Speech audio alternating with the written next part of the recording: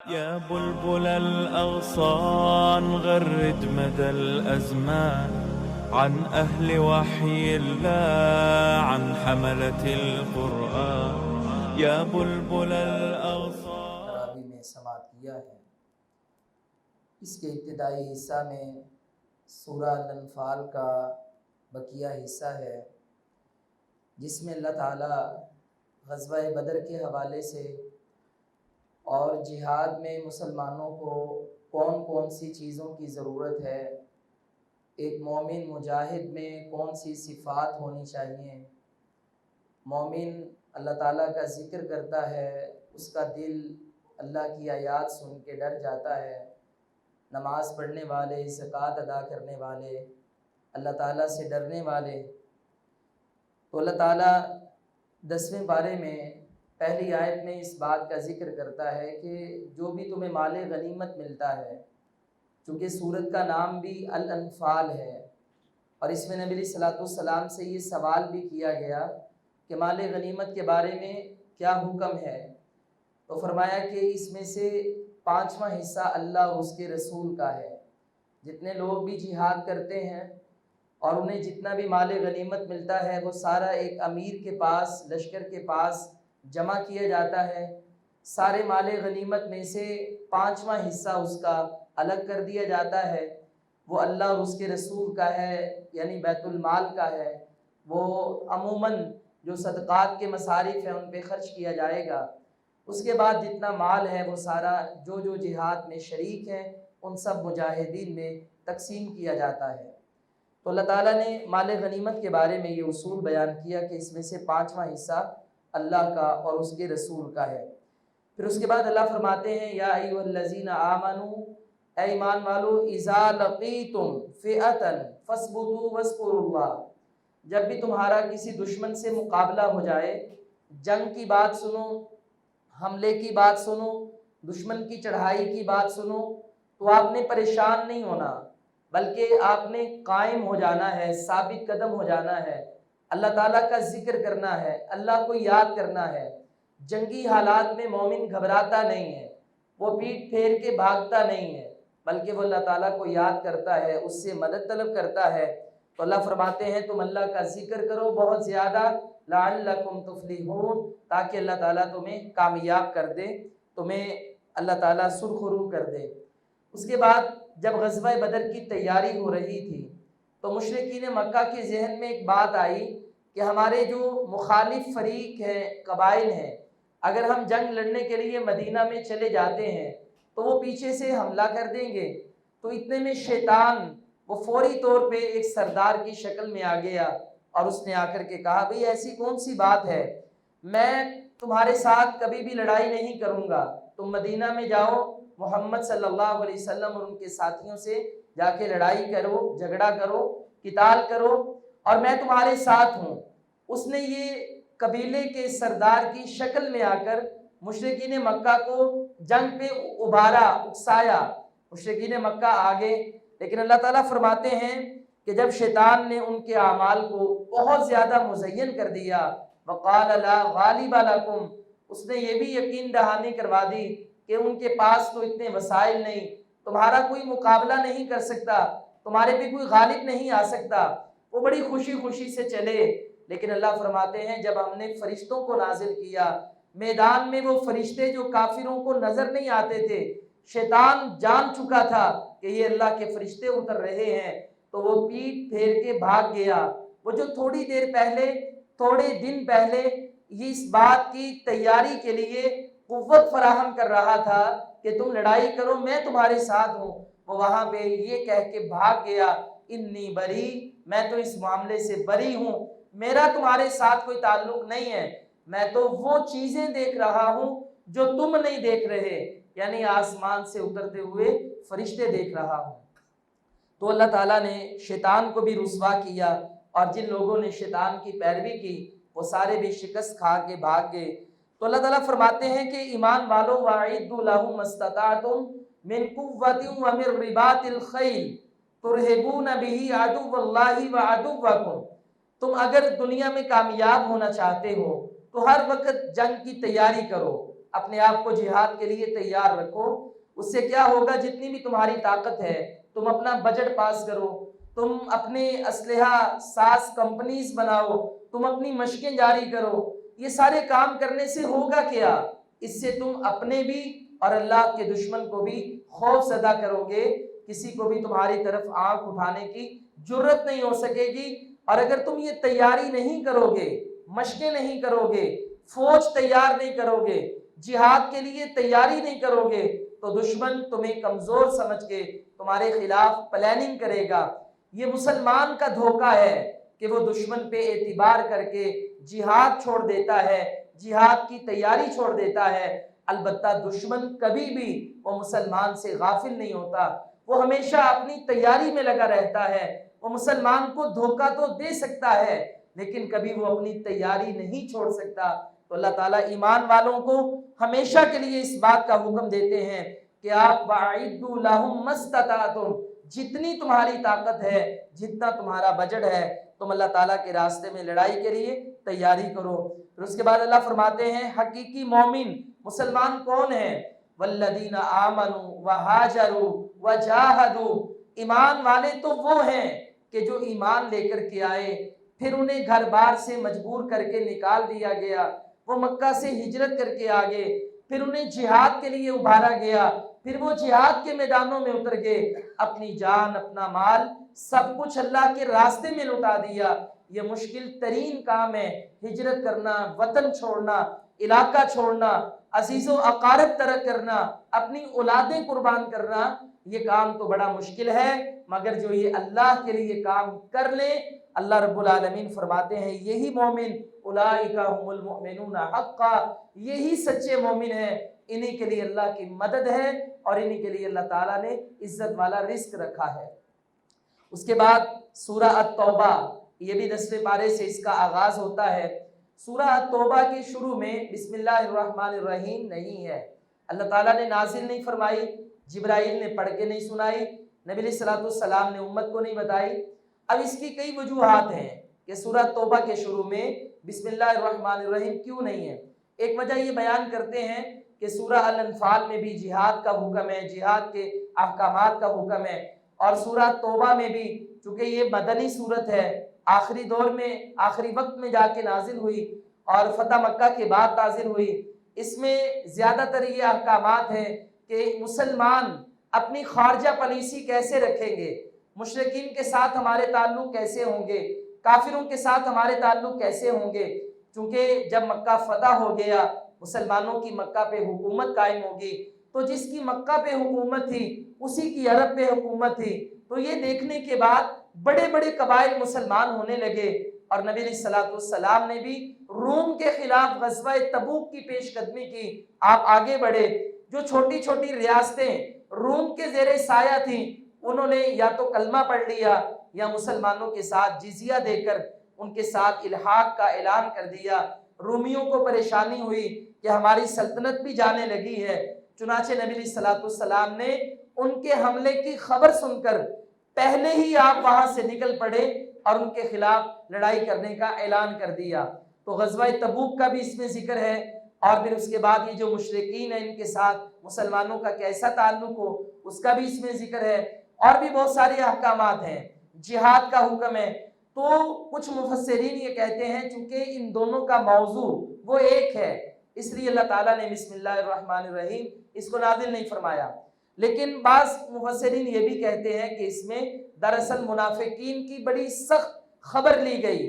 چونکہ جس طرح مسلمان کامیابیوں کی سیڑھیوں پہ قدم رکھتے گئے، جو منافق تھے وہ اتنے ہی دشمن بنتے گئے، مسلمانوں کے خلاف اتنے ہی کھل کے سامنے آگے، تو اللہ تعالیٰ نے ان کی بڑی زبردست انداز میں خبر لی، تو اس لیے اللہ تعالیٰ نے غصے کی وجہ سے بسم اللہ الرحمن الرحیم یعنی جو اللہ تعالیٰ کی رحمت والی صفات ہیں ان کا تذکرہ نہیں کیا۔ بہرحال یہ توجیہات ہیں، اس میں اللہ تعالیٰ ہی بہتر جانتا ہے زیادہ بہتر رائے کون سی ہے، لیکن اللہ تعالیٰ نے اس کو شروع میں نازل نہیں فرمایا۔ آغاز میں اللہ تعالیٰ فرماتے ہیں براءۃ من اللہ ورسولہ،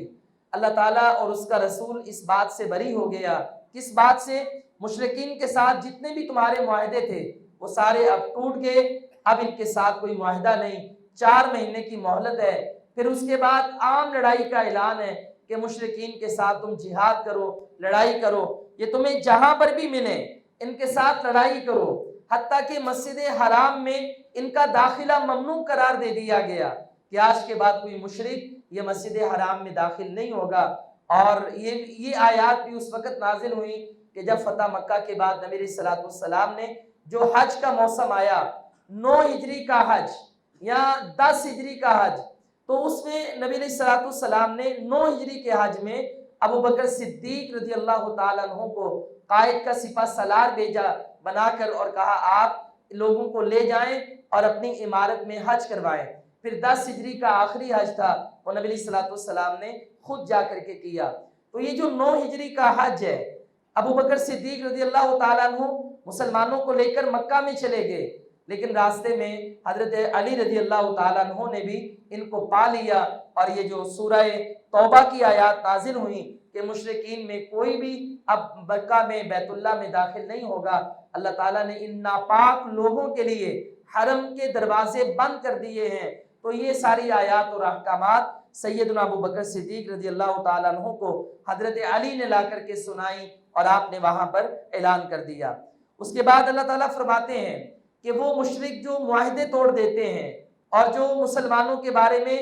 غلط باتیں کرتے ہیں، گستاخی کرتے ہیں، اسلام کی گستاخی کرتے ہیں، نبی علیہ الصلوۃ والسلام کی گستاخی کرتے ہیں، فقاتلوا ائمۃ الکفر، تو ایسے کفر کے اماموں کے خلاف لڑائی کرو، ان گستاخوں کو قتل کرو جو اسلام کے بارے میں اور نبی علیہ الصلوۃ والسلام کے بارے میں ہرزہ سرائی کرتے ہیں۔ اس کے بعد اللہ تعالیٰ کا ایک قاعدہ اور قانون ہے،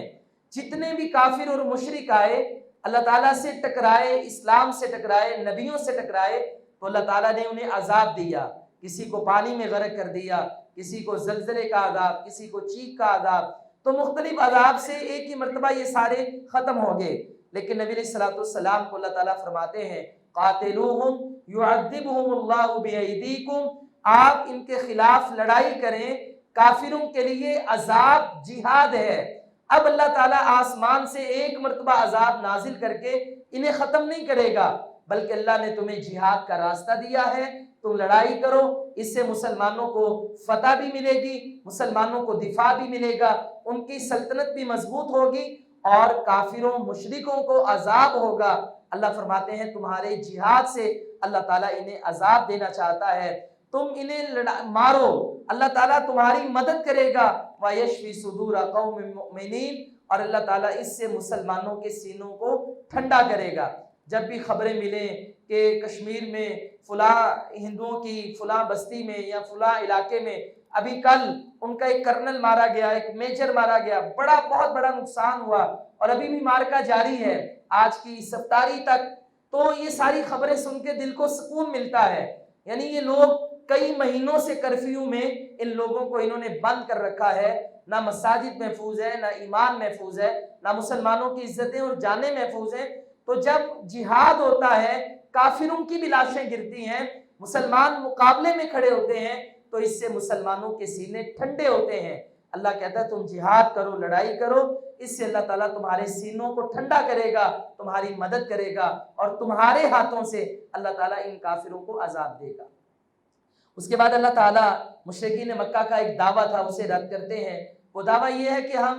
ہم حاجیوں کو پانی پلاتے ہیں، بیت اللہ کی ہم خدمت کرتے ہیں، بیت اللہ کی ہم صفائی کرتے ہیں، ہمارے بھی بڑے بڑے اچھے کام ہیں۔ اللہ فرماتے ہیں اجعلتم سقایۃ الحاج، کیا تم حاجیوں کو پانی پلانا، مسجد کی صفائی کرنا، یہ جتنے بھی تم کام کرتے ہو، کیا تم نے انہیں بنا لیا اس کے برابر جو اللہ پہ ایمان لائے، آخرت پہ ایمان لائے، جہاد کرے؟ تو اللہ فرماتے ہیں جس کے اندر ایمان ہے اسی کے اعمال کا فائدہ ہے، جس کے اندر ایمان نہیں وہ چاہے حاجیوں کو پانی بھی پلا دے، بیت اللہ کی صفائی کر دے، وہ اپنی داڑھی سے حجر اسود کو صاف کر دے، اگر ایمان ہی نہیں ہے، شرک پایا جاتا ہے، اس کا یہ عمل قبول نہیں ہے۔ آج کتنے لوگ ایسے ہیں کہ جو کافر تھے، انہوں نے بڑے بڑے انسانیت کے لیے کام کیے، گنگا رام دیکھ لیں، ایچیسن دیکھ لیں، آپ بڑے بڑے ہسپتال دیکھ لیں، گلاب دیوی دیکھ لیں، دیال سنگھ کالج دیکھ لیں، یعنی کالج بنا گئے، ہسپتال بنا گئے۔ ان لوگوں کو اللہ نے عزت دی،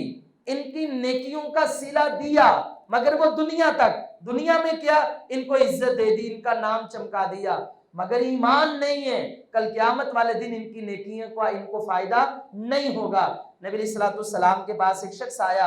اور اللہ کے نبی جہاد کر رہے تھے، کہنے لگا اللہ کے نبی اقاتل و اسلم، میں لڑائی کرنا چاہتا ہوں پھر میں اسلام قبول کروں گا۔ آپ نے کہا نہیں، پہلے اسلام قبول کر پھر لڑائی کر، کیونکہ اگر تو نے اسلام قبول نہ کیا تو مر گیا تو تیری شہادت کوئی نہیں ہونی، کیونکہ اسلام ہوگا تو عمل قبول ہوگا۔ چنانچہ اس بندے نے پہلے کلمہ پڑھا پھر لڑائی کی، تھوڑی دیر بعد اس کی شہادت کی خبر آ گئی۔ میرے نبی علیہ الصلوۃ والسلام کھڑے ہیں، وہ شہید ہوا پڑا ہے۔ آپ نے فرمایا عامل قلیلا واجر کثیرا، عمل تو بڑا ہی تھوڑا کیا لیکن اللہ نے اس کو بہت بڑا اجر عطا کر دیا۔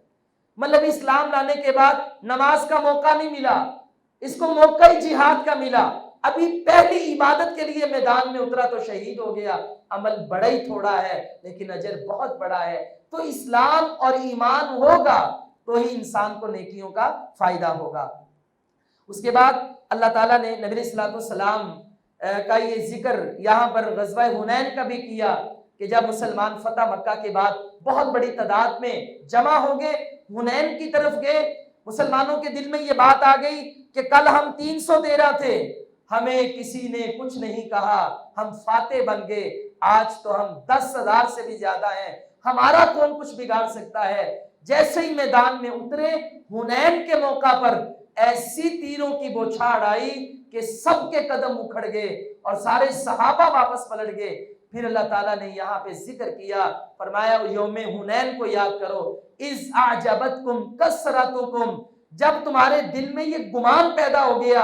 آج ہم بڑے ہیں، ہمیں کون شکست دے سکتا ہے۔ اللہ کہتا ہے پہلے حلے میں ہی، پہلی باری میں ہی تمہارے قدم اکھڑ گئے۔ اللہ تمہیں سکھانا یہ چاہتا تھا کہ تعداد سے جنگیں نہیں لڑی جاتی، اسلحہ سے جنگیں نہیں لڑی جاتی، جنگیں تو اللہ کی مدد سے لڑی جاتی ہیں۔ تعداد کم ہو یا زیادہ ہو، کبھی تکبر یا فخر نہیں کرنا چاہیے۔ پھر اللہ تعالیٰ نے دوبارہ نبی علیہ الصلوۃ والسلام نے جب دیکھا کہ لشکر بکھر گیا، آپ خود میدان میں آگے، انا النبی لا کذب انا ابن عبد المطلب، میں وہ نبی ہوں جو جھوٹا نہیں، نصرت کا وعدہ اللہ نے کیا ہے، سچا وعدہ ہے، عبد المطلب کا بہادر بیٹا ہوں۔ پھر دوبارہ سے میدان سجا اور اللہ تعالیٰ نے مسلمانوں کو فتح عطا فرمائی۔ تو یہاں پہ ایک یہ بھی بات کہی کہ تمہاری ترقی بڑی ہو جائے، تمہارے پاس اچھے اچھے پائلٹ ہوں، تمہارے اچھے اچھے جہاز ہوں، تمہارے پاس بڑے بڑے دنیا کی ٹیکنالوجی آ جائے، مسلمانوں فخر نہ کرنا،